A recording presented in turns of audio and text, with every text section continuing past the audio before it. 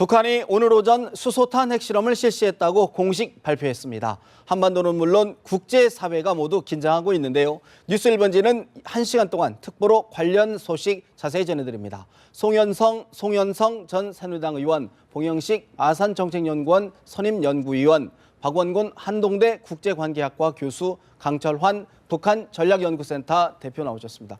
지금 조선중앙TV를 통해서 우리 시각으로 12시 반에 실시간으로 전에 방송 보도가 있었는데 사실 두 가지가 놀랍습니다. 첫 번째는 핵실험을 했다는 게 놀랍고 또 하나는 수소폭탄 핵실험을 했다 이야기를 했어요. 저희 시청자들, 국민들 좀 헷갈릴 것 같습니다. 송 의원님, 수소폭탄 어떤 의미입니까?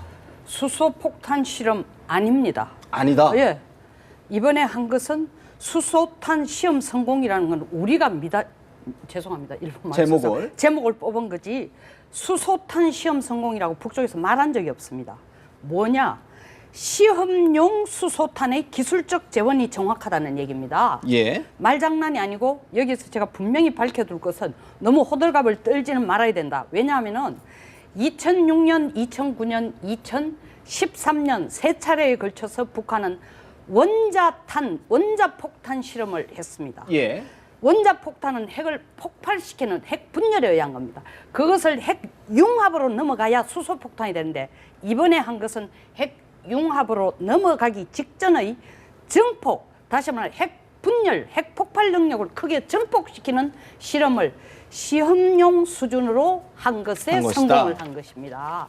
그렇기 때문에 이 수소폭탄일 경우에는 첫째, 세 가지가 있어야 돼요. 돈이 수소폭탄 한 번 실험하는데 8조 이상이 듭니다. 한 번에요? 한 번에. 북한 총 GNP의 한 거의 16% 정도가 됩니다. 둘째, 기술이 지금 이 기술가 안 됩니다. 전 세계에 원자탄을 가진 국가는 13개국이지만 수소탄을 가진 건 상임이사국, 유엔 상임위 5개국뿐입니다.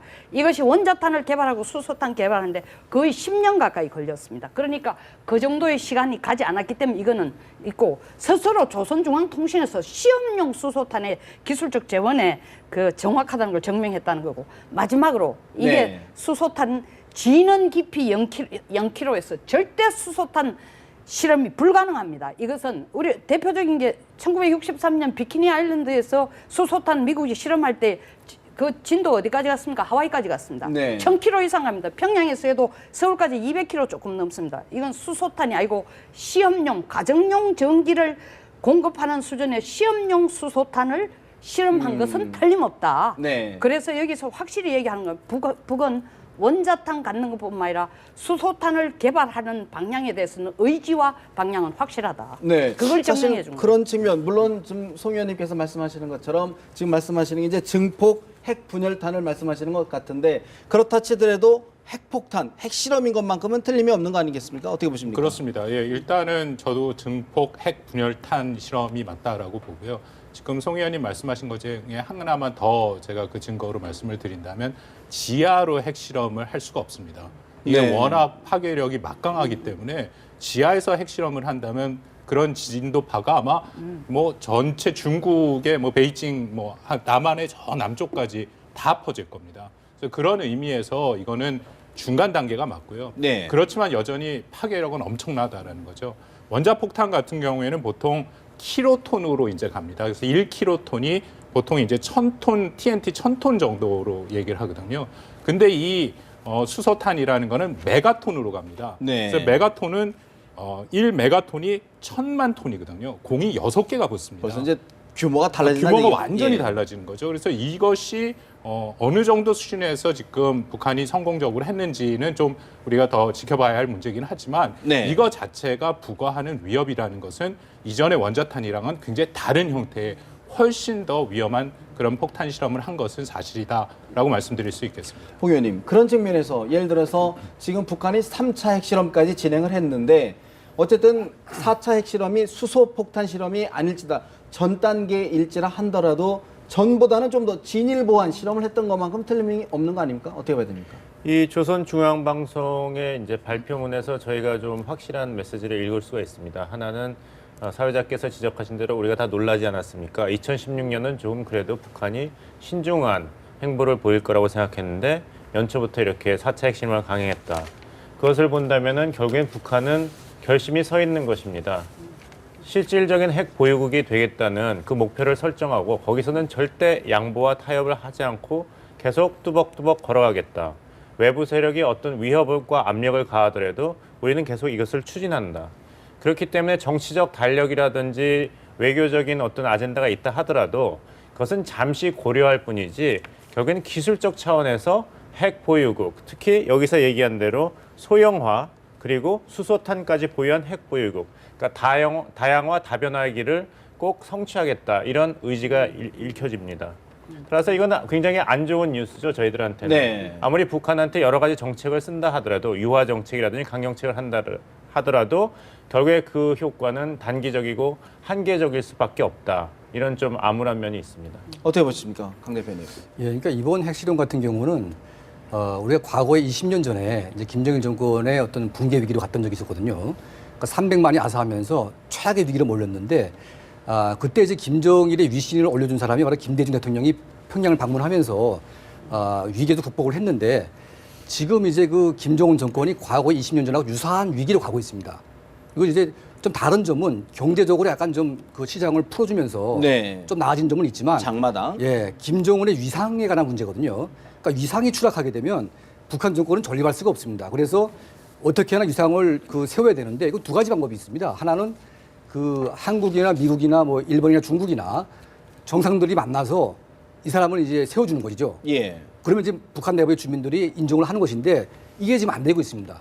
그래서 북한이 지금 그 작년 신년사를 통해서 남북한의 대통로를 열겠다고 주장을 했습니다. 이 대통로라는 것은 남북 간 정상회담을 염두에 둔 것이거든요. 그런데 이게 안 되고 있습니다. 그렇죠. 그래서 작년 당창건 10월 10일 때 그때 이제 중국에 굴복을 하면서 유언산의 압력을 받아들였습니다. 그러니까 운하 3호를 쏘려고 다 준비했다가 그걸 포기했거든요. 그러니까 중국의 압력을 취한 측면도 있지만 결국은 이제 그 시진핑 주석과의 정상회담을 통해서 자기 위신을 세우려고 한 거죠. 네. 그래서 모란봉악단을 중국으로 파견을 해서 그 길을 닦자고 했는데 그게 틀어버린 겁니다. 그래서 일단은 이제 외교적으로, 그러니까 평화적으로 김정은의 위상을 살리는 건 이제 실패를 한 거죠. 그러니까 두 번째는 마지막 길입니다, 이건. 그러니까 핵실험을 통해서 예. 완벽하게 자의적인 수단을 갖춤으로 인해서 더 이상 누구도 북한을 건드릴 수 없다. 그러니까 국내의 반대파 세력들이나 어떤 이런 기타 세력들에게 북한의 붕괴를 꿈꾸지 말아라. 이 신호를 줘야 되는 거거든요. 네. 그러니까 이제는 한국과의 관계, 중국과의 관계가 다 틀어진 상태에서 마지막으로 할 수 있는 수단을 썼다. 저는 그런 측면에서 보게 되면 이미 모란봉 악단이 철수를 할 때 그 예. 사인이 왔다고 좀 보고 있습니다. 사실 지난달 벌써 이제 지난해 12월에 사실 김정은 제1위원장이 그런 언급을 했어요. 우리가 수소폭탄을 갖고 있다는 거를 수차로 얘기했는데 우리 정부 당국 좀 간과한 측면이 있는데 먼저 김정은 위원장이 한번 이야기를 좀 들어보고 대담 이어가겠습니다. 나라의 자주권과 민족의 존엄을 굳건히 지킬 자위의 핵탄, 수소탄의 거대한 폭음을 울릴 수 있는 강대한 핵 보유국으로 될 수 있었다고 하시면서 평천혁명 사족지는 선군 총대의 고향이나 같다고 말씀하셨습니다.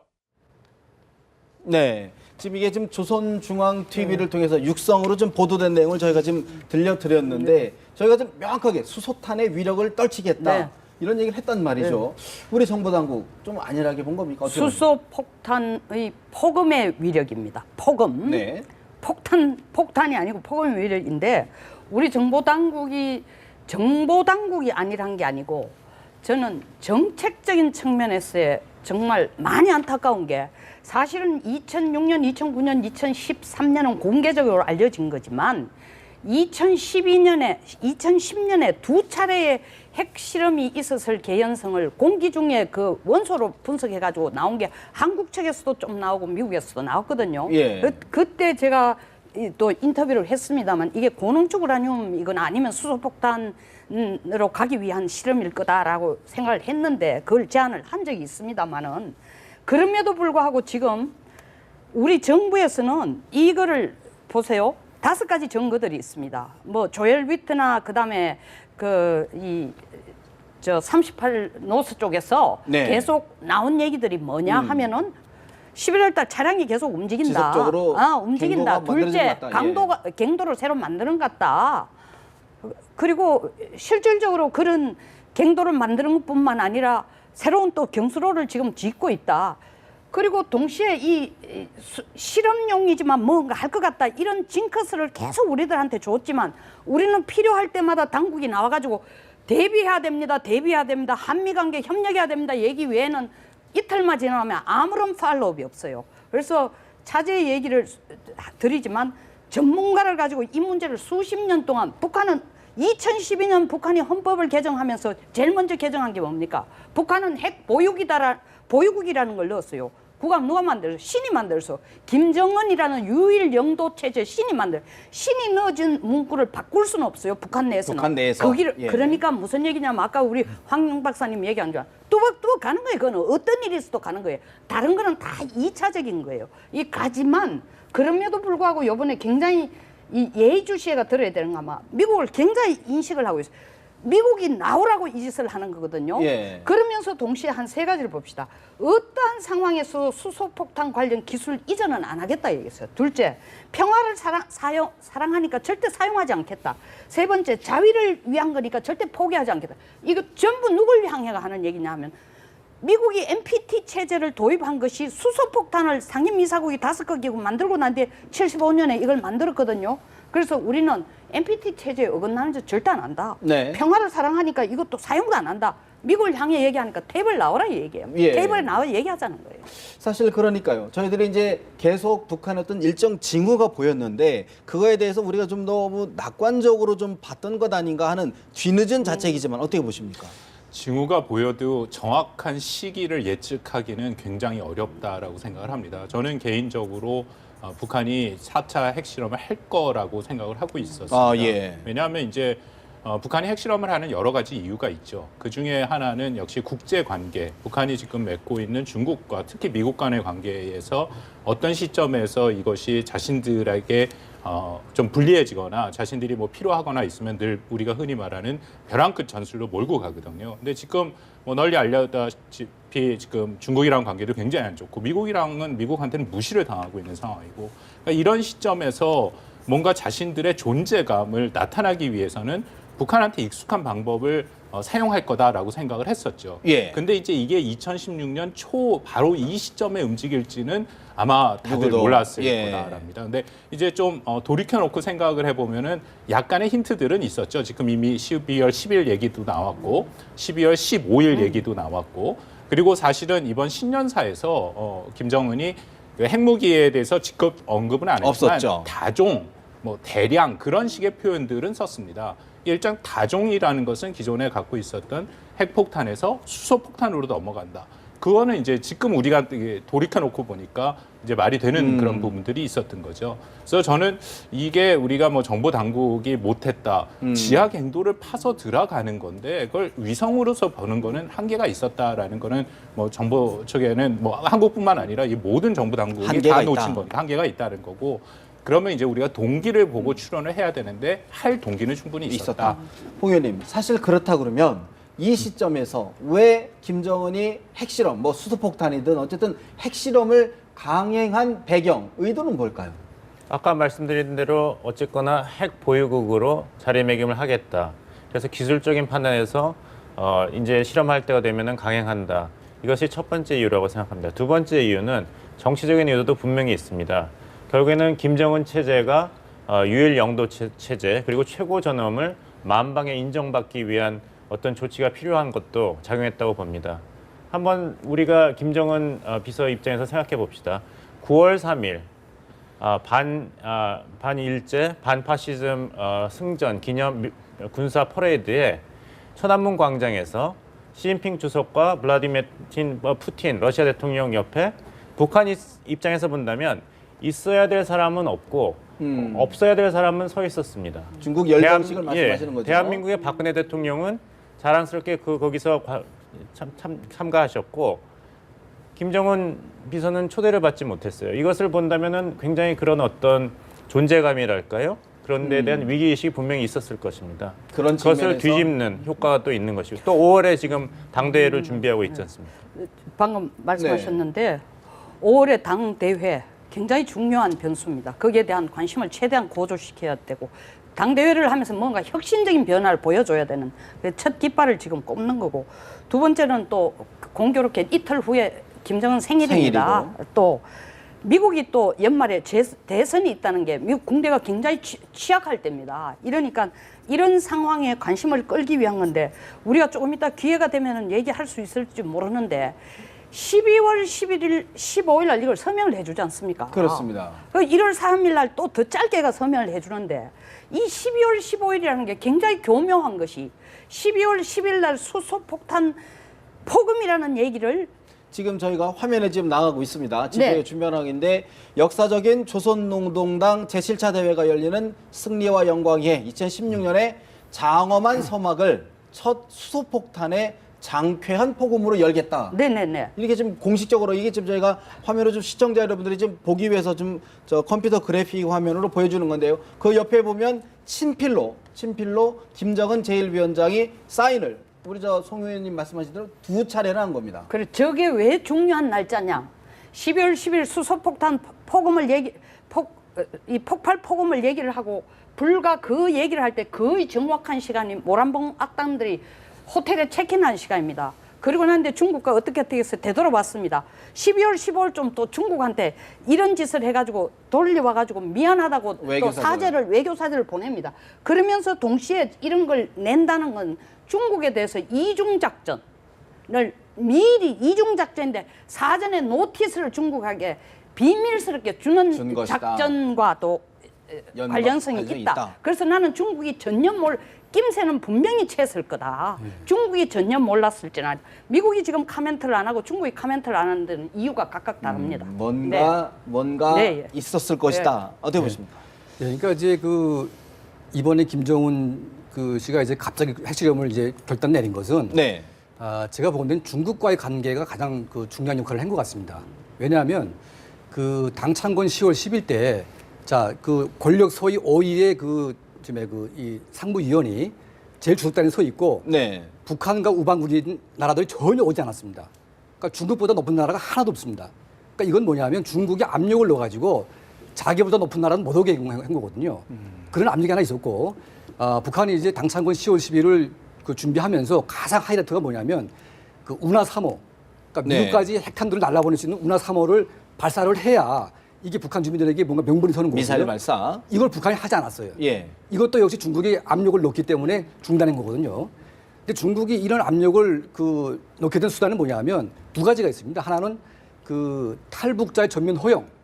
이건 중국이 마지막 수단일 가능성이 높고, 그 전행이 뭐냐면 그 유엔이 하고 있는 금융 제재에 대해서 중국이 같이 동참하겠다. 그러니까 지금 중국이 금융 제재를 안 하고 있습니다. 그렇죠. 그러니까 중국의 모인 돈은 전부 다 북한으로 돌아가는데 이걸 중국이 파악을 하고 있지만 허용을 하고 있거든요.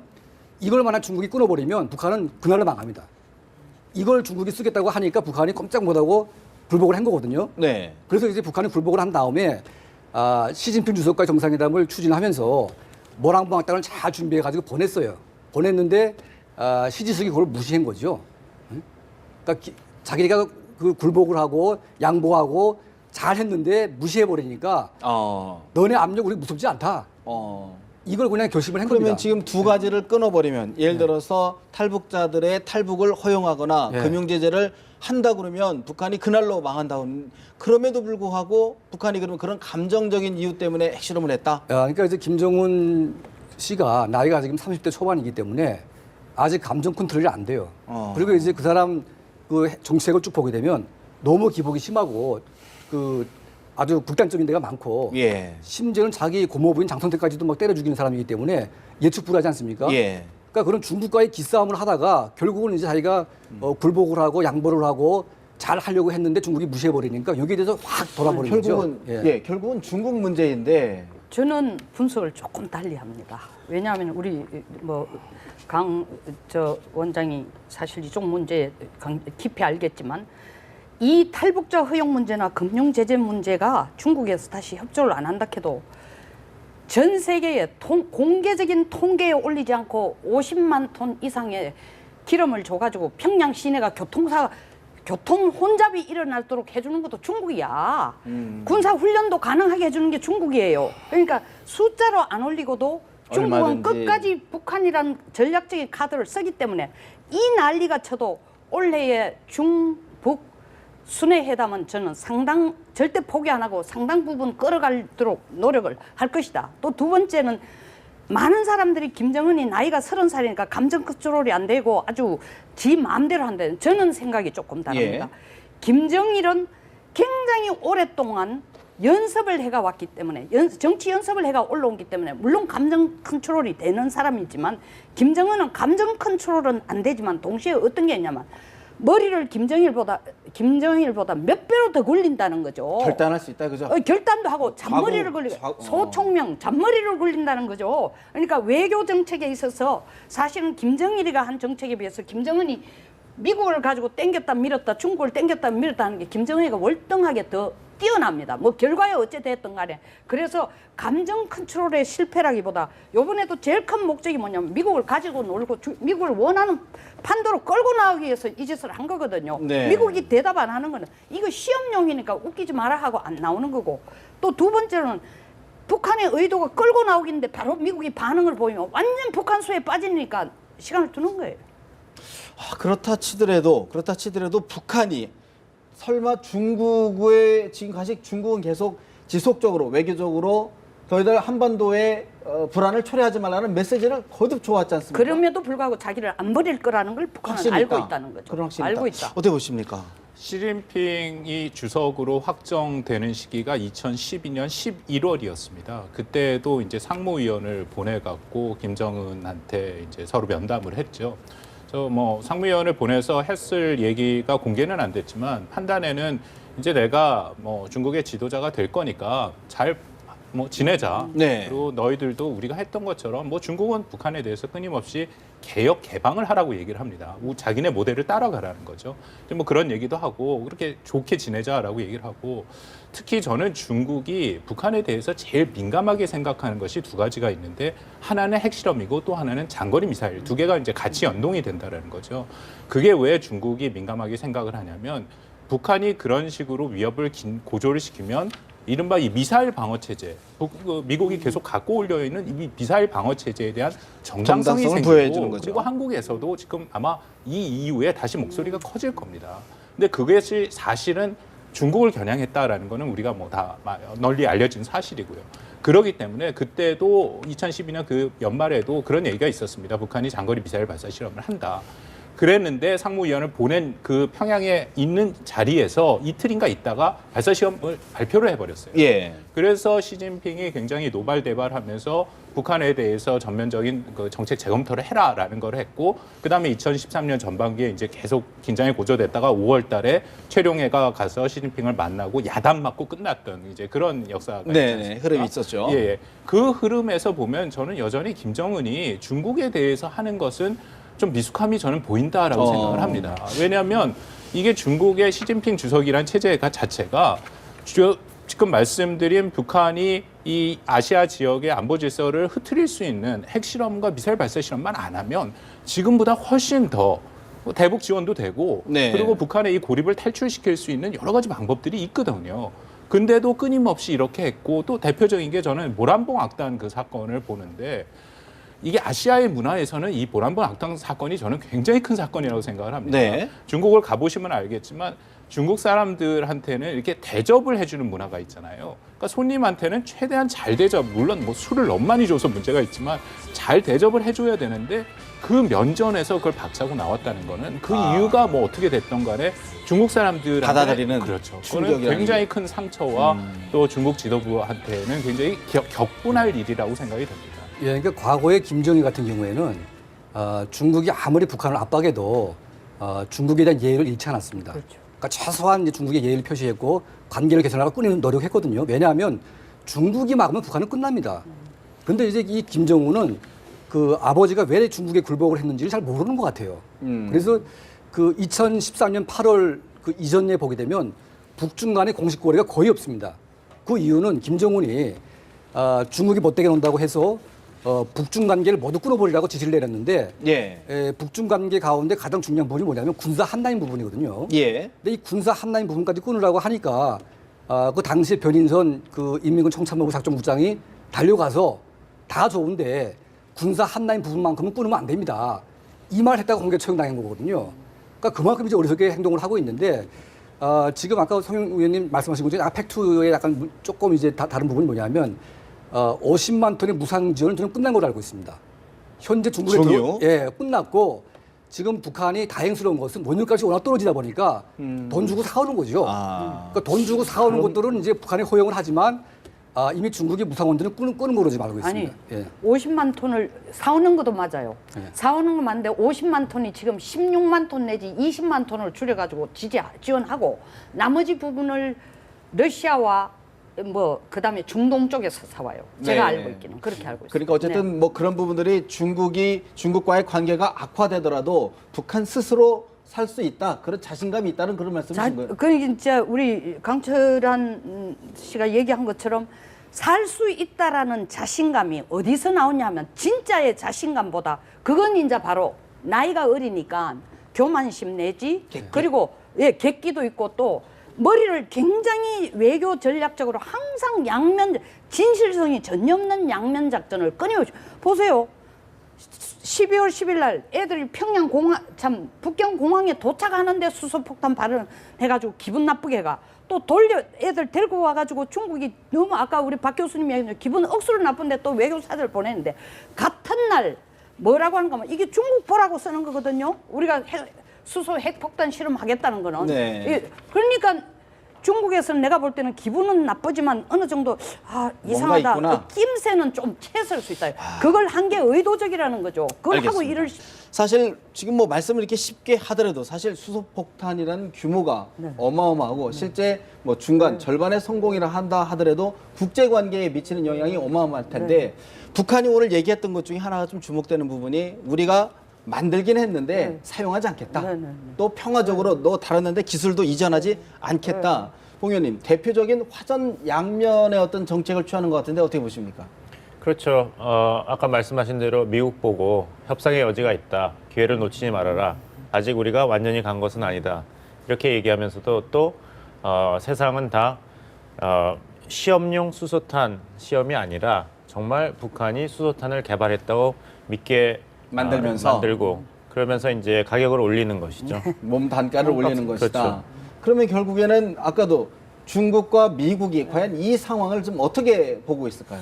저는 미국이 지금 굉장히 당연히 그전에도 기분 나쁘지만 굉장히 기분 나쁠 거라고 생각하고 정말 자기에 대한 도전이라고 생각할 거라고 느끼는 이유가 사실은 원자탄을 개발한 국가가 13개국이에요. 그중에 지금 현재까지 갖고 있는 국가가 한 8개국 정도 됩니다.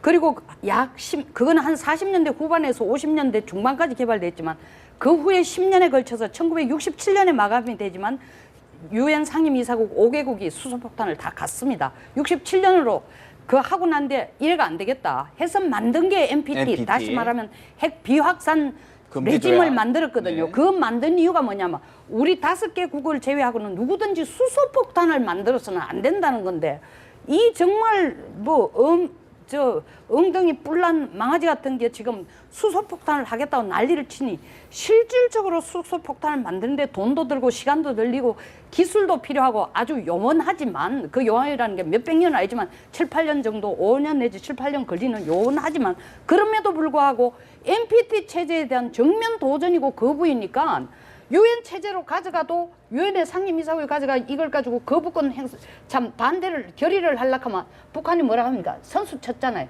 어떤 상황에서도 수소폭탄 관련 기술 이전은 안 하겠다. 사용도 안 하겠다. 근데 뭐가 잘못이냐? 자위를 하기 위해서 핵실험했는데 너희들도 하는데 왜 못하느냐? 이런 식으로 하니까 정말 죽이지도 못하고 살리지도 못하고 너무 괴로운 거예요. 네. 미국은. 그런데 중국은 그럼에도 불구하고 아까 우리 강철한 기자님도 우리 박 교수님도 가장 신경 쓰이는 게 핵과 미사일인데도 불구하고 이럴 경우에 북한을 완전히 버리고 원래 북한을 안 볼 것인가? 저는 볼 가능성이 90%는 넘는다고 생각합니다. 사실 그거를 지금, 김정희가 알고 이 장난을 친다는 저희가 거죠. 이제 우리가 올 북한 정세를 분석할 때 5월에 당대회를 앞두고 좀 도발을 자제할 것이다. 네. 그런 관측이 많았지 않습니까? 네. 그런 것이 오히려 지금 정세를 오판하는 데 하나의 계기가 됐을까요? 어떻게 보십니까? 북한이 앞으로 어떤 행동을 할 건지에 대한 예상은 사실은 굉장히 힘듭니다. 그 당대회도 사실 양면이 있었던 거죠. 당대회를 순조롭게 치르기 위해서 그러니까 우리가 생각하는 네. 우리가 교육받은 사고로는 당연히 그냥 위기를 고조 안 하고 뭐 중국과의 관계도 개선하고 한국과도 8.25 합의의 관계를 개선을 하고 기회가 되면 미국과도 관계를 개선을 하고 해서 오히려 성대하게 치르는 것이 북한이 생각하는 방법이 아닐까라고들 생각을 했지만 여전히 저는 북한을 다시 한번 우리가 생각한 거랑은 다른 방향의 화법과 정책과 인식을 갖고 있다라는 걸 확인하는 기회가 됐습니다. 예, 그러니까 지금 그 김정은 정권을 압박하는 두 가지 세력이 있습니다. 하나는 북한 내부고 네. 또 하나는 중국입니다. 그러니까 실질적으로 북한을 압박할 수 있는 나라는 중국밖에 없기 때문에 북한 지도부가 가장 스트레스 받고 이제 대응하는 거는 북한 내부 주민들하고 중국이거든요. 근데 지금 북한 내부 주민들은 자, 뭐 핵무기 다 만들었고 소형화됐고 뭐 탄두까지 다 날아간다 그러니까 이제는 경제 문제 좀 살리자 이런 분위기거든요 지금. 오히려 예. 문제가 이제 매듭졌다. 그렇죠. 예. 그런데 또 이걸 해버리게 되면 이거는 북한 내부의 민심이 굉장히 악화될 수밖에 없습니다. 그러니까 이번에 이 북한 정권이 핵실험을 한 것은 철저하게 대중용인 중국용인 것 같아요. 그러니까 모란봉 악단을 계기로 뭔가 북중 간의 관계를 풀어보려고 북한이 나름대로 노력을 했는데 중국이 끝까지 중국식 개혁 개방과 핵 포기를 요구했기 때문에 더 이상 중국하고 할 말이 없다. 한번 이제 객기를 부려본 거죠. 한번. 예. 근데 그 반대급부도 있지 않습니까? 민심 악화되는 측면도 있지만 거기 완전히 유일 신체제, 김정은이라는 신이 말이 바로 신적인 얘기인데 그걸 해오고 헌법에까지 이렇게 명시해 놓은 거로서 비록 배는 고프지만 이 핵강국이라는 이미지를 가지고 사는 인민들의 자존심도 있다고. 그 방송 나오자마자 인민들 만세를 부르고 난리거든요. 네. 사실 이게 뭐 아무것도 아닌데도 난리를 치고 있다고.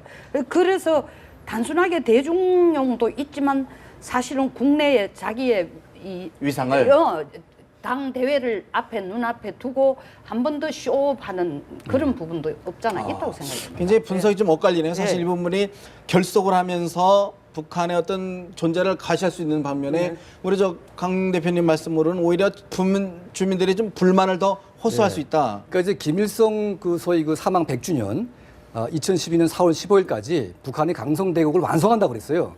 이 강성대국은 두 가지가 있는데 하나는 군사강국, 경제강국입니다. 그러니까 핵까지 다 만들어서 군사강국은 됐는데, 이미 됐는데 경제강국은 언제 되냐 이거죠. 그게 바로 3년 전 얘기입니다. 4년 전 얘기입니다 지금. 근데 아직까지도 군사강국 한다고 그러면 이제는 더 이상 북한 주민들에게 납득이 안 되는 겁니다. 그래서 아마 이거는 내부 결속용이 아닌 것 같아요. 아니고 예. 단순히 중국에 대해 뭔가 보여주는 중국에게 시위용이다. 화풀이를 하고 싶은데 화풀이를 하고. 통보도 안 하고 그냥 막 해버린 거죠. 저는 그 김정은의 이번에 신년사를 보면 좀 저희가 읽을 부분이 있다라고 생각을 하는데요. 네. 핵 문제는 오히려 많이 빠졌고 경제 문제를 많이 얘기를 했습니다. 그게 2014년, 14년 북한이 플러스 경제 성장을 했죠. 근데 작년에 가뭄으로 인해서 마이너스로 돌아섰고 그 유엔 식량 농업 기구에서 예측하기로는 작년에 약 60만 톤이 더 부족해서 100만 톤의 식량이 부족하고 문제는 2016년이라고 얘기를 했습니다. 올해는 훨씬 더 경제 상황이 악화될 것이고 식량 부족이 심각해질 거다라는 거죠. 그러기 때문에 저는 김정은이 신년사에 경제 문제를 굉장히 많이 얘기를 했다라고 생각을 하고요. 네. 저는 이 경제 문제를 해결할 수 있는 가장 확실하고 정확한 방법은 미국과의 관계 개선이죠.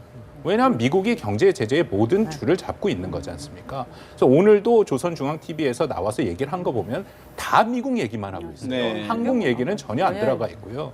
그것이 북한이 생각하는 나름대로의 화법이죠. 우리가 이렇게 됐으니까 뭐 미국이 우리랑 대화를 하자. 네. 뭐 예를 들어서 2012년에 했던 229 합의, 미국 간의 직접 합의가 있지 않습니까? 오바마 마지막 남은 1년 동안 어떤 형태로든 간 북한은 미국과 직접 합의를 이뤄내고 싶어하는 그런 요망이 있다는 거죠. 네. 왜냐하면 북한도 계산을 해보니까 올해가 지나면 내년 2017년에 11월 달에 이제 올 11월에 미국 선거가 있고 내년에 어떻게 될지 모른다는 그렇죠. 거죠. 혹시 공화당이 될 수도 있고 그렇지 않더라도 최소한 6개월에서 1년간 대북 정책을 미국에서 다시 재검토하는 데 시간이 걸리기 때문에 그리고 오바마 행정부는 이전 행정부에 비해서는 훨씬 더 유연한 상대거든요. 그러니까 저는 그래서 이게 마지막 기회로 이런 식의 북한식의 방법으로 미국과의 네. 관계 개선을 모색하기 위한 것이 의도가 아닌가 그렇게 알겠습니다. 생각합니다. 참 중국 우리 지금 여러분들이 설명 분석해 주셨던 것처럼 중국의 입장이 좀 어려워지는 것 같은데 봉 의원님 지금 우리 우 교수님 입장에서는 중국이 어떤 조치도 취하지 못할 것이다 궁극적으로는 이런 분석을 했는데 어떻게 보십니까? 강한 제재를 북한한테 가하기는 사실상 힘들 것 같습니다. 중국이 북한에 대해서 영향을 미치는 것도 사실 한계가 있고 또 북한은 아직도 굉장히 중요한 전략 자산입니다. 중국에게는. 오히려 정상회담까지 카드로 제시하면서 북한 달래기에 나설 가능성도 있습니다. 그렇게 된다면 아까 말씀하신 대로 지난 3년 동안 박근혜 정부가 공을 들였던 대중 외교는 실패한 것이 아니냐 이런 네. 것이 국내 정치에서 쟁점화될 가능성도 있습니다. 문제는 한국 정부의 입장입니다. 참 곤란해진 것은 뭐냐면 이 박 대통령께서 지금 중대 도발로 규정하고 핵실험에 상응하는 대가를 치르도록 해야 된다 말씀하셨습니다.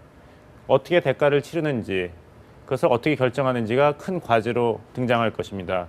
왜냐하면 지난 8월에 지뢰 폭침 이후에 남북한 합의에서 한반도에서 비정상적 상황이 발생하면은 단호히 조치하겠다. 합의는 무효다고 선언을 했지 않습니까? 네. 과연 이것이 그것에 해당하는지 것인지. 그리고 어떤 조치를 취할지 그것이 이제 대한민국 정부로서는 큰 딜레마로 다가왔습니다. 선뜻 떠오르는 것이 이제 대북 확성기 방송 그 부분 때문에 거의 일촉즉발의 위기까지 갔는데 네. 강 대표님 사실 우리 정부가 대북 확성기 방송 뭐 지금 결정하진 않겠지만 어떻게 보십니까? 그러니까 사실 그 북한 지도부가 가장 두려워하는 것은 이 외부의 진실이 내부에 알려지는 거거든요. 지금 가장 취약한 시점이기 때문에 지난 이제 그 8월달에 우리가 합의를 통해서 북한의 모습을 봤듯이 그 확성기라는 것은 2km 안팎밖에 영향을 못 주는데도 불구하고 거기에 북한의 부두를 떨었습니다. 완전히. 그러니까 삐라 뿌리고 라디오 쏘고 뭔가 이제 들어가기 시작하면 북한은 견딜 수가 없어요. 그래서 우리가 만약 북한이 핵실험을 하거나 뭘 하든지 간에 네. 우리가 심리전을 이렇게 하겠다. 그렇게 사전에 경고만 했더라도 북한을 함부로 움직일 수가 없습니다. 근데 우리가 북한의 핵실험을 하든 뭐 하든 매뉴얼이 없어요, 우리가. 어떻게 하겠다는. 네. 그러니까 우리가 매뉴얼 정해놓고 그렇게 딱 시도했으면 북한이 함부로 그렇게 우리를 우습게 볼 수 없습니다. 그런데 우리가 뭐 그렇게 배짱 없이 하다 보니까 북한 지도부가 우리를 약간 좀 우습게 보는 것이 아니냐. 그런 그렇다면 생각을- 이번 핵실험 이후에 우리 그러니까- 정부가 어떻게 해야 된다고 예, 보십니까? 그러니까 8.15 합의 때 어떤 군사적 도발이 나올지라도 우리가 다시 또 이게 하겠다고 이제 합의를 하지 않았습니까? 그래서 아마 가장 큰 도발을 또 했기 때문에 네. 심리전의 전면 개시를 저는 해야 된다고 보고 있습니다. 그럴 경우에 우리 봉 의원님 우려했던 것처럼 사실 또 이제 북한에서 또 반발할 거 아니겠습니까? 또 우리는 그거 뭐 과학 기술적인 아니, 거다. 그러니까 지금 저게 네. 우리 민족의 생사를 걸고 지금 도박을 하는 거거든요. 살인 무기를 만들어내고 있는데 우리가 심리전 하나 못 한다고 하게 되면 나중에 어떤 재앙을 맞을지 우리가 알 수가 없습니다. 네. 그러니까 어떻게 그런 보십니까? 각오를 해야 된다고 봅니다. 저는 북한을 어떻게 우리가 바라보느냐. 북한은 저는 관리의 대상이라고 생각을 합니다. 그래서 우리 정부가 북한에 대해서 신뢰를 계속 얘기를 하고 미국 정부도 진정성을 얘기를 하는데 저는 북한의 신뢰와 진정성을 갖는다라는 건 굉장히 어려운 것이다라고 생각을 하죠. 그렇기 때문에 북한을 다룰 때는 정확하게 이만큼 주면 저만큼 받는다라는 그런 식으로 북한을 다루는 게 흔히 말하는 당근과 채찍을 아주 잘 정교하고 전략적으로 활용하는 것이 중요하다고 생각을 하거든요. 예. 그래서 지금 이 시점에서 그러면 과연 우리 어떻게 해야 한국 될 정부는 것이냐. 어떻게 해야 되냐. 이미 뭐 유엔 제재 결의안들은 일련의 결의안들이 있습니다. 우리가 알다시피 1718, 1874, 뭐 2094 하는 것들이 이미 있고요. 양자 간에도 이미 대북 제재가 걸려 들어가 있습니다. 근데 아직 남은 강력한 것이 하나 남아 있죠. 그것은 뭐냐면은 미국이 2014년 하원에서 이거를 좀 논의를 하다 말았는데 이것이 이란 제재할 때 썼던 겁니다. 뭡니까? 그러니까 북한이랑 관련해서 뭔가 경제 행위를 하는 기업은 미국과는 경제적인 그 행위를 하지 못한다. 못하게 한다. 그렇죠. 그것은 결국은 중국을 지금 겨냥한 거거든요. 굉장히 강력한 제재안입니다. 이 제재안이 들어가면은 사실은 지금은 북한을 먹여 살리는 것은 중국인데 이 북중 간의 교역이 많은 부분 끊기게 되는 거죠. 근데 이것이 미국 방코 델타 아시아 우리가 네, 알고 네, 있는 그것이 일련의 한 방법 중에 하나인데 그런 방법의 마지막 카드가 남아 있다라는 거죠. 그러니까 그렇게 되면 미국과 중국이 오히려 부딪히는 거 아닙니까? 그러니까 예를 들어? 그것에 대해서 중국이 지금 저는 오히려 네. 좋은 기회라고도 생각을 합니다. 중국이 이게 사전에 통보받은 거 없다. 아는 거 맞고요. 그리고 지금 중국도 굉장히 당황스러우면서 격분해 있을 겁니다. 이런 상황에서 한국이 적극적으로 나서서 이제 여기서는 중국한테 가서도 지금 이 문제는 해결해야 되고 미국한테도 오바마 대통령을 잘 설득해서 남은 1년 동안 오바마 대통령이 쿠바 열었죠. 미얀마 열었죠. 이란 핵 문제 해결했죠. 마지막 남은 이것이 있으니까 북한 문제를 좀 해결해서 중국으로 하여금은 북한으로 해서 지금 일단 합의를 하고 이제 더 이상의 좀 진정성, 미국이 원하는 진정성을 보이게 하고, 그래서 오히려 이 기회를 통해서 저는 오히려 좀 새로운 국면을 만들어 나가는 지렛대를 것이 삼아야 된다. 그렇죠. 그것이 맞는 것이지, 한국 정부가 사실은 북한의 특히 핵 문제를 갖고 뭔가 컨트롤할 수 있는 그런 수단이 굉장히 제한되는 건 사실입니다. 어떻게 보십니까? 우리 한국 정부, 이제 박근혜 정부가 이번 사태 어떻게 해결하고 어떻게 조율해 간다고 보십니까? 결국에는 기본으로 돌아가야 한다고 생각합니다. 말씀하셨듯이 북한에 대해서 신뢰를 얻는다는 것은 굉장히 높은 수준의 목표이고, 북한을 그대로 보고 북한이 원하는 것이 무엇이고 우리가 영향력을 행사할 수 있는 영역이 무엇이고 행사를 할 수 없는 것이 무엇이냐를 구분한 다음에 주변국들 간의 협력을 취하는 것이 중요합니다. 결국엔 이번 북한 핵실험으로 가장 큰 선물을 받은 나라는 아무래도 일본이겠죠. 네. 12월 28일에 아까 저 밖에서 수요 집회 24년 기념이 있었는데, 어쨌거나 한국과 일본 정부는 최종적이고 불가역적으로 해결할 것을 선언하지 않았습니까?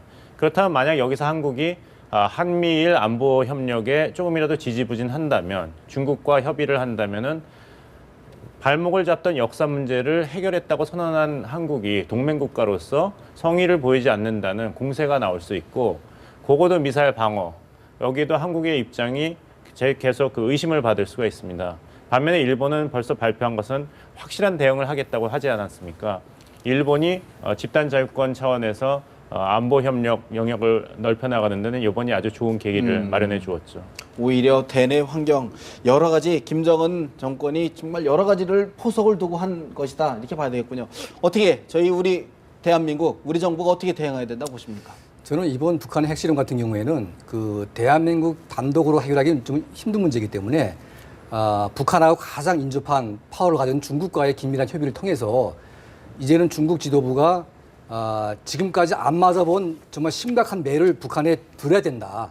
그러니까 지금 북한이 뭐 힘들다 하고 있지만, 미국이 아무리 북한에 대한 금융 제재를 가한다고 해도 중국이 협조하지 않으면 아무 소용이 없습니다. 지금 네. 조금 힘들긴 하지만 중국이 다 풀어주기 때문에, 그래서 이번만큼은 중국이 정말 북한이 정말 아픈, 그야말로 망할 수 있는 카드를 한번 꺼내서 한번 써봐야 된다.